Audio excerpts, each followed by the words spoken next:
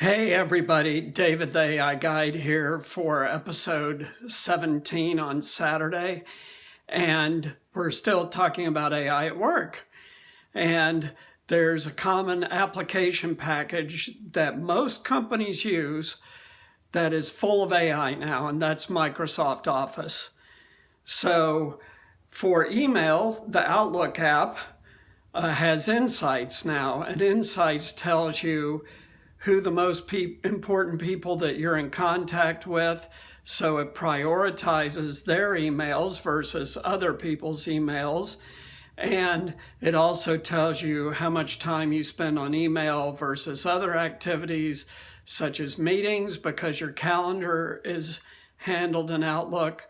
I have found this to be really useful, especially by minimizing meeting time to get other stuff done. Some meetings are important and they got to be done, but this Insights AI application really gives you some powerful tools. Similarly, Microsoft has My Analytics, which tells you how much you're using each of the apps within Office.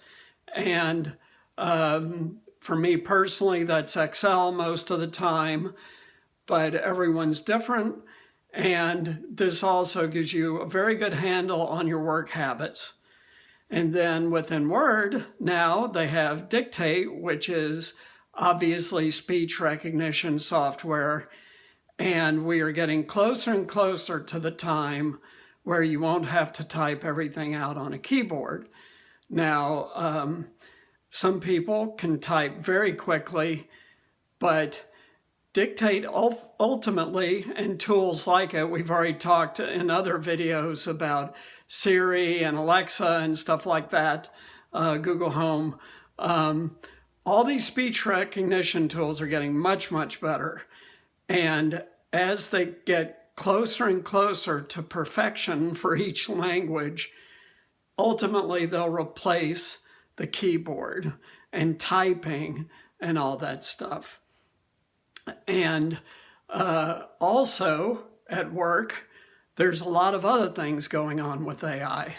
For example, many of the big corporations now use AI to sift through applicant resumes because they get thousands of resumes and it's a very, very labor-intensive process. And AI can do this beautifully. However, AI is software. It's an algorithm. It's programmed by a person, and that person can introduce biases into that software.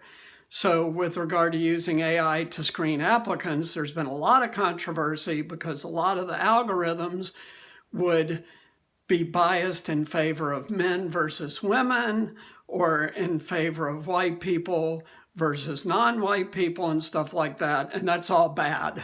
So there is a long way to go to perfect that kind of AI and to get it to work without human biases, which is ultimately where AI has to get. And this issue pervades all of AI.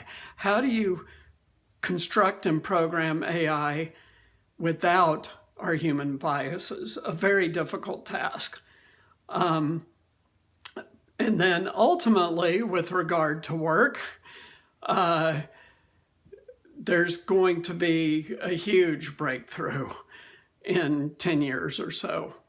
The most brilliant people like Ray Kurzweil say it will happen this decade, 2029, when computer intelligence matches human intelligence.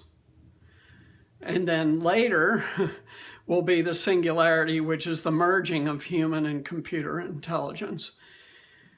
I said within this decade because other people like Elon Musk with OpenAI are working on brain-computer interfaces. A lot of companies are all working on this because eventually there'll be no typing, no nothing. It'll be like Jarvis, like we talked about. Hey, Jarvis, order me food, have it delivered at 4 p.m. Jarvis, order me an Uber. Jarvis, vacuum the floors with the robots.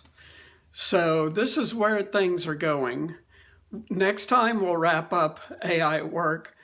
But quickly, I want to show you guys something. It's a book I just finished, and it's an amazing book.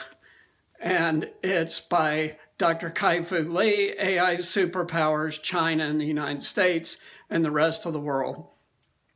I urge you to read this book for two reasons. One is it really shows how dramatically China has changed in the last 20 years. Kai-fuLee, by the way, is one of the foremost experts in the world on AI.